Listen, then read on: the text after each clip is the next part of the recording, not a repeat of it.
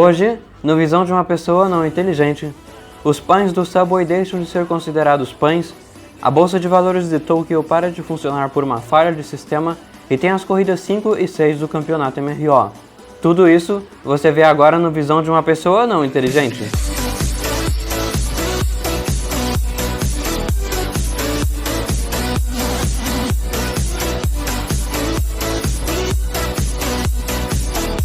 Olá, telespectadores do programa.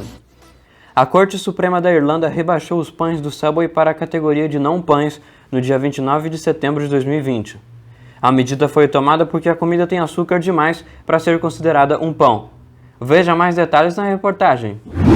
Os pães do Subway deixaram de ser oficialmente considerados pães na Irlanda devido à sua alta quantidade de açúcares.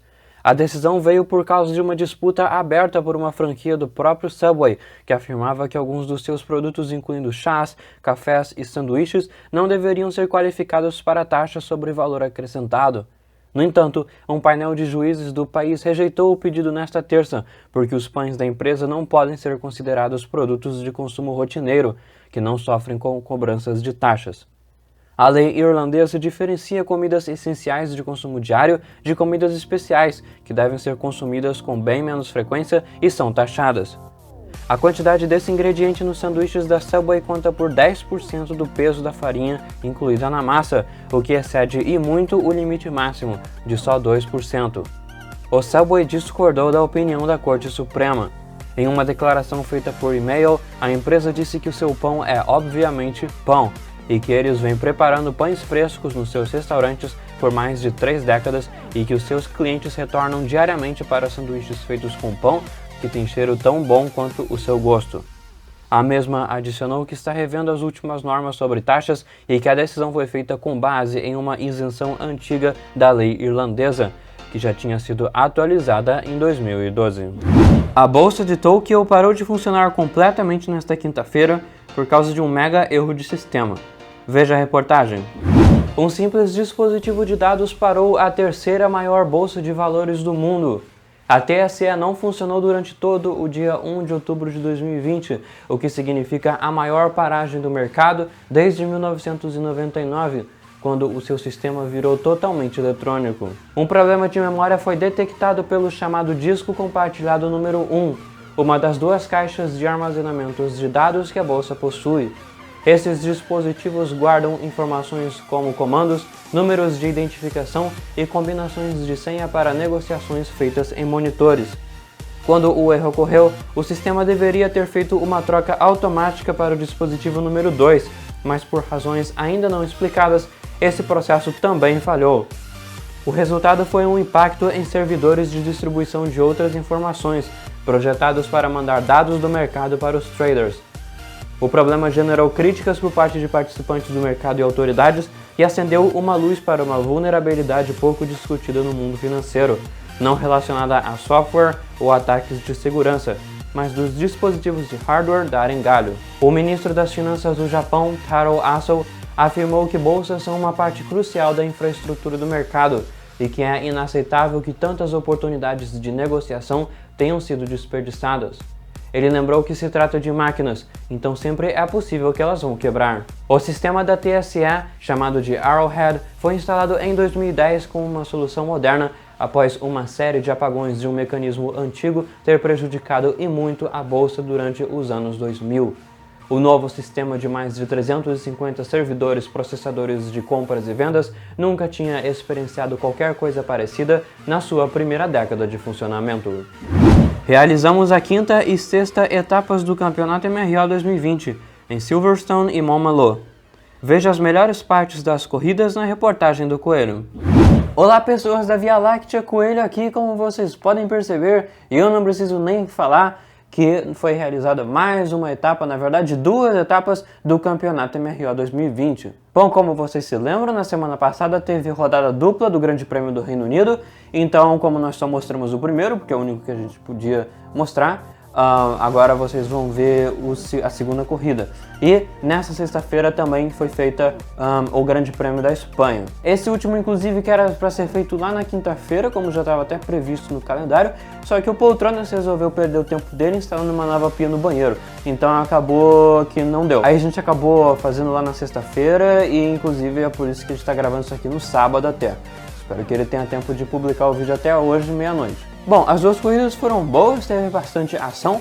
Óbvio que a gente tem que cortar muita coisa, principalmente porque, enfim, a rodada são duas corridas que a gente vai mostrar, então senão ficaria o vídeo muito longo. Mas foi bem interessante, aí teve transições entre chuva e períodos de seco, e foi uma coisa muito louca. E principalmente batalhas lá no final, essas duas corridas aí, teve duas batalhas bem insanas. Então foi pra caraca, a gente gostou pra caraca dessas etapas aí. Bom, como é bem mais interessante ver o campeonato MRO do que um coelho falando em frente da câmera, comecem agora vendo as melhores partes do Grande Prêmio do Reino Unido 2 de 2020.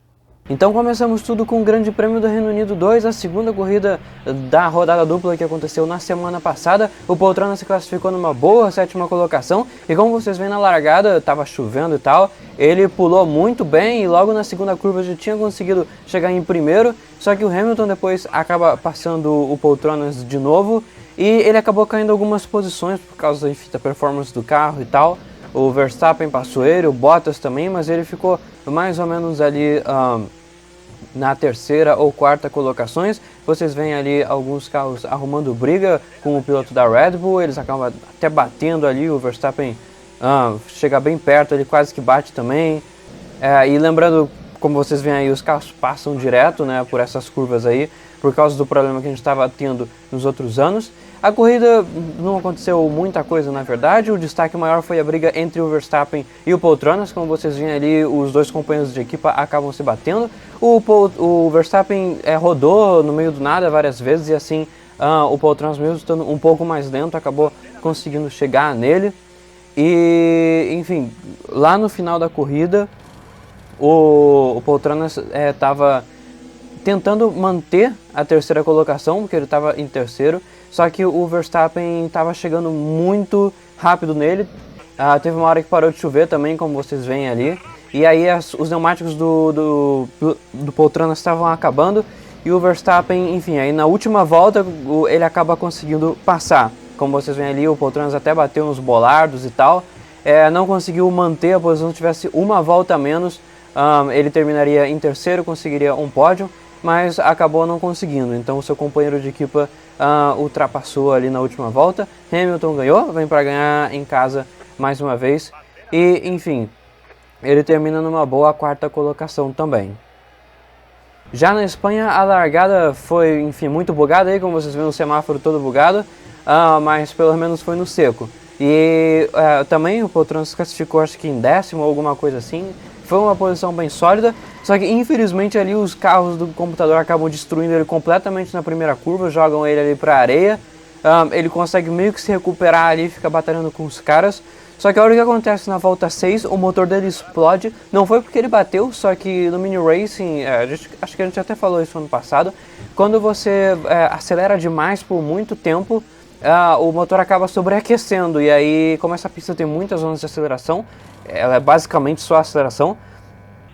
Isso aconteceu aí, ele estava batalhando com DRS, com vácuo, essas coisas, e enfim, isso foi um grande prejuízo, ele caiu quase que para último, só que não foi uma perda total, porque como vocês veem um pouco mais para frente começa a chover, o Paul Tronas faz uma boa estratégia, ele para um pouco mais cedo do que os carros da inteligência artificial, e assim ele ganha bastante tempo, como vocês veem ali, ele já estava na 14ª colocação, e enfim, isso salvou, né, a corrida dele, também porque ele pilota muito melhor na chuva do que no seco.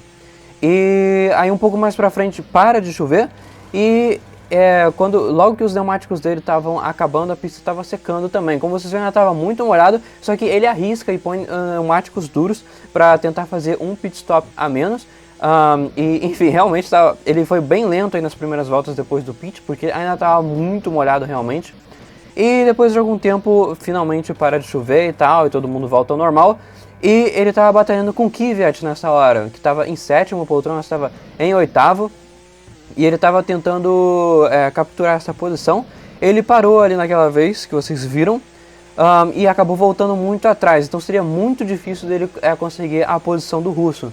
Só que ele foi tentando e aí na última volta, como dá pra ver no minimapa, ele estava a mais ou menos 5 segundos, eles chegaram na linha a 5 segundos um do outro. Enfim, ele pilotou muito bem nessa época, só que acabou não dando. Se tivesse algumas voltas, talvez ele conseguiria ultrapassar, não sei também, pelo desgaste de pneus. Mas, bom, foi uma corrida boa, um resultado sólido, sabendo de todos os problemas que ele teve lá no início. Então é isso, veja agora os resultados, classificações e tal, e também o pódio.